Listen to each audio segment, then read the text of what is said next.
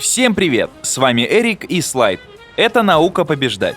И сегодня игрок Нави научит нас анализировать сетап противника так, как это делают профессиональные танкисты. Ну или хотя бы попробует научить.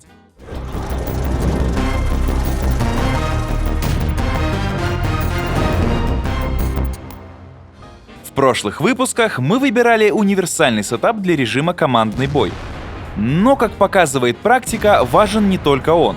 Не менее важно и то, как этот сетап соотносится с сетапом противника. Поэтому у опытных игроков, вне зависимости от карты, существует стандартный алгоритм действий. Командир анализирует состав вражеской команды. И на основании этого анализа может внести коррективы в свою тактику. Для такого командира бой начинается уже с момента загрузки карты. Есть ли у соперника медленная техника? А что по быстрым танкам? Сколько барабанов? Нету ли ПТ? Насколько вражеская команда мобильна в целом? Все эти вопросы командир прокручивает у себя в голове за считанные секунды. При этом он сравнивает сетап противника со своим собственным. Цель одна — найти слабые стороны врага. Но давайте обо всем по порядку. Первый вопрос — наличие у противника медленной техники. Видите такую, играйте агрессивнее с первых же секунд. Старайтесь расстрелять медленные танки врага еще до того, как они успеют занять удобные позиции.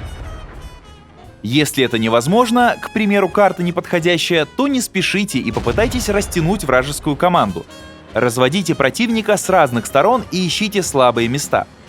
Проще всего это сделать, играя от захвата базы. Для этого используйте свои Т1. Как только соперник разделил силы и есть возможность проатаковать хотя бы 5 в 3, действуйте.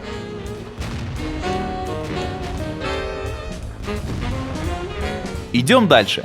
Если видите у противника ПТ САУ, будьте осторожны вдвойне. Дать хороший свет, конечно, важно, но уберечь светляка еще важнее. ПТ очень опасны, но, как правило, лишь до первого засвета. Кроме того, с ними команда не так мобильна.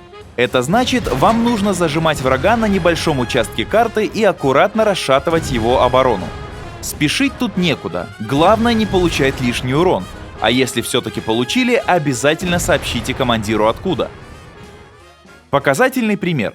Прохоровка. 90-ик подсветил собрата в центре и 3 тяжей на 5-й линии. Мы тоже группируемся на ней.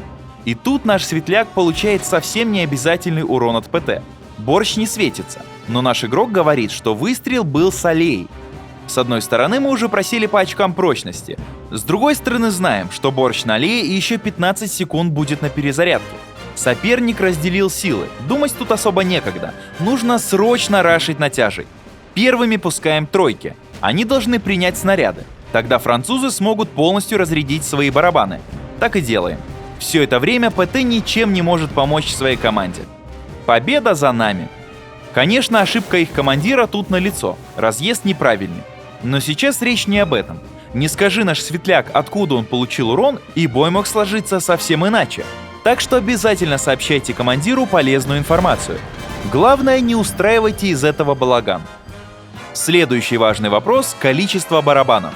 Если у противника их меньше, постарайтесь сократить дистанцию и навязать ближний бой.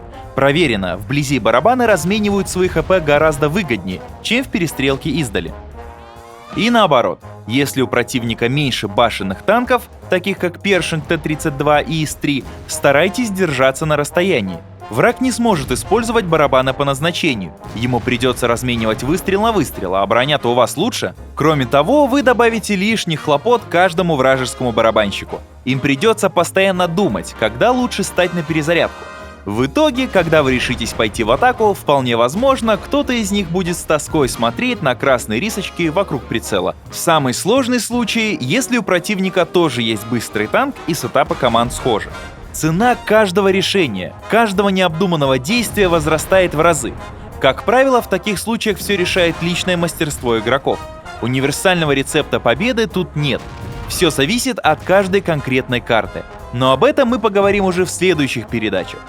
Кстати, если вы давно планировали прокачать несколько танков для командных боев, сейчас самое время. Пока действуют майские акции, на выходных можно получить двойной опыт за каждый бой, а в будние дни быстрее развить экипаж и заработать больше серебра. Дерзайте! А на сегодня все. Ставьте лайки, подписывайтесь на наш новый канал, а также на страницу Слайда ВКонтакте. Всем пока!